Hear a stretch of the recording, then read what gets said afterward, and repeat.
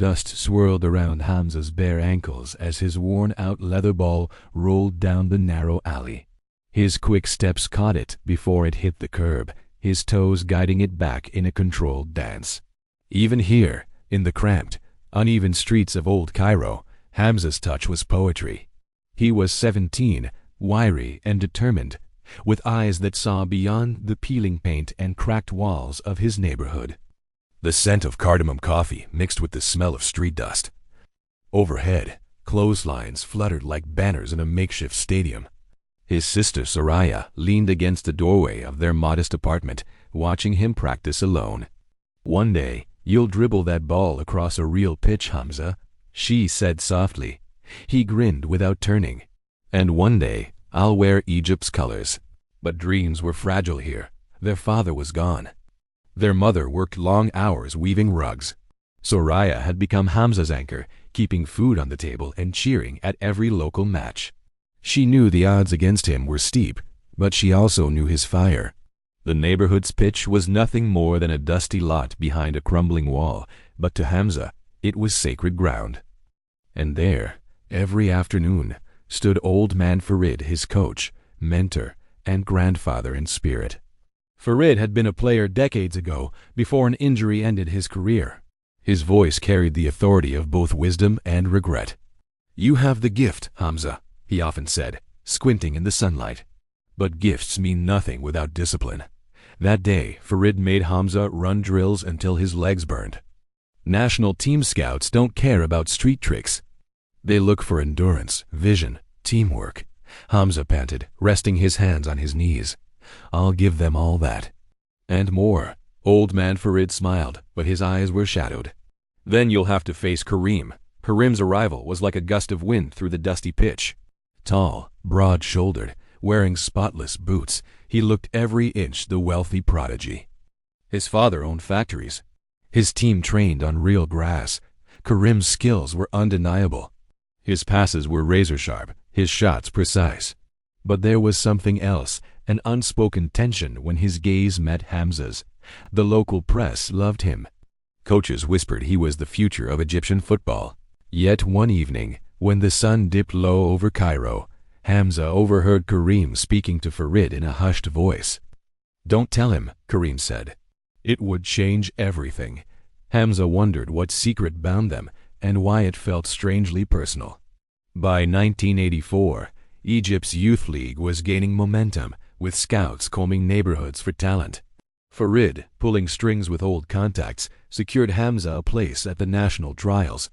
On the morning of the trials, Soraya handed Hamza a small woven bracelet. "For luck," she said. "And to remind you where you come from." The stadium in central Cairo was unlike anything Hamza had ever seen. Grass under his feet instead of dust, bleachers towering, filled with spectators. He felt both dwarfed and electrified. Karim was there too, naturally, dribbling with clinical precision.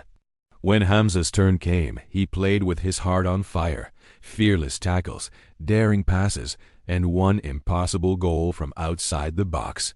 Scouts nodded, whistles blew. But when the team lists were pinned to the entrance gate, Hamza's name was missing. Karim's was at the top. Hamza walked home under amber street lamps, his chest tight. Soraya met him at the door, reading the truth in his eyes before he spoke a word. Later that night, Karim appeared at the dusty lot alone. "You should have been chosen," he said quietly. Hamza, stunned, barked. "Then why wasn't I?" Karim hesitated. "Because I asked them not to." Hamza's fists clenched. "Why would you do that?" Karim took a deep breath. "We grew up together, Hamza, before my family's fortune. My father, he was your father's closest friend.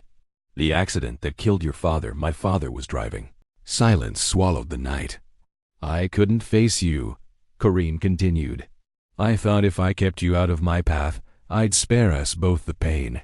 But maybe I was just selfish." Hamza's anger was molten.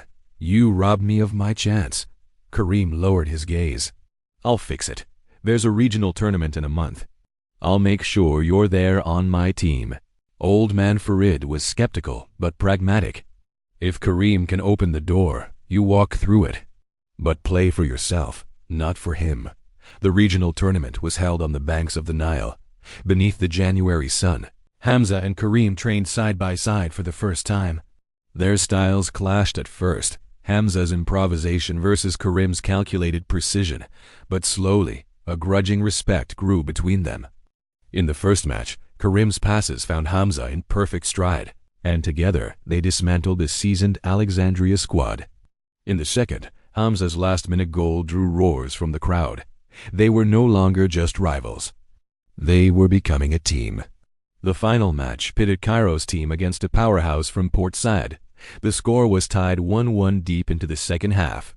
Hamza's legs were lit, the air thick with tension. Old man Farid's voice echoed from the sideline. "Believe in yourself." Hamza intercepted a pass, weaving between two defenders. Karim was open, but marked Hamza feinted a pass, then drove forward, firing a shot just inside the post. Goal! The crowd exploded. Cairo lifted the trophy. Under the floodlights, Hamza felt the glory wash over him. Soraya's smile gleamed from the stands. Karim clapped his shoulder. "You've earned your place," Karim said. "The national scouts were here today. They'll be calling." But Farid's words returned to Hamza. Glory is only the beginning. As Cairo celebrated, Hamza knew future challenges awaited stronger rivals, harsher fields, and perhaps shadows of the past still lingering. He glanced at Karim, wondering if their newfound brotherhood would weather the storms ahead. Weeks later, a letter arrived at Hamza's doorstep. "You are invited to join the Egypt Youth National Team," it read. Soraya framed the letter beside the woven bracelet. Outside, Cairo bustled with life, the call to prayer weaving through the city's heartbeat. Hamza laced his old boots, stepped into the street, and began to run toward the stadium, toward the future, toward the endless horizon where his dreams waited. His field of dreams was no longer just a dusty lot. It was the whole world. Thanks for watching. If you enjoyed this story, don't forget to like, subscribe, and hit the notification bell for more content like this. See you in the next video.